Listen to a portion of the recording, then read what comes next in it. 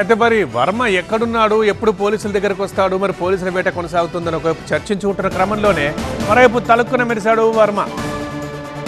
ఈ missing series ఎన్ని ఎపిసోడ్లు ఉంటుంది అన్న చర్చ వేళ జస్ట్ ఆస్కింగ్ అంటూ ఒక వీడియో రిలీజ్ చేశాడు వర్మ. ఖాకీలకు అందులో ప్రశ్నాస్త్రాలు సంధించారు. ఆ బ్రేకింగ్ న్యూసే ఇది.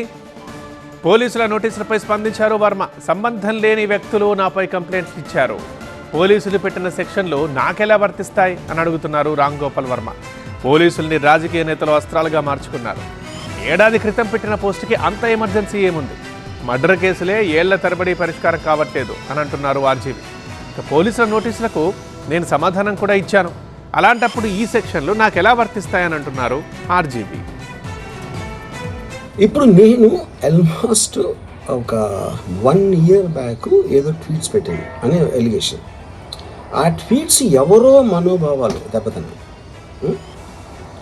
ఇక్కడ విచిత్రం ఏంటంటే 1 year బ్యాక్ పెట్టిన ట్వీట్స్ 4 డిఫరెంట్ ప్లేసెస్లో 4 డిఫరెంట్ జ్యూరిస్డిక్షన్స్లో 4కి ఒకే 3-4 రోజుల వ్యవధిలో వాళ్ళ మనోభావాలు దెబ్బతిన్నాయి.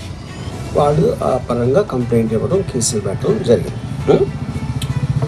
ఇక్కడ పాయింట్ 1, ఎవరి మీద అయితే నేను పెట్టానని వాళ్ళు చెప్తున్నారో వాళ్ళకి లేదు, ఎవరో థర్డ్ పార్టీ, అసలు సంబంధం లేను.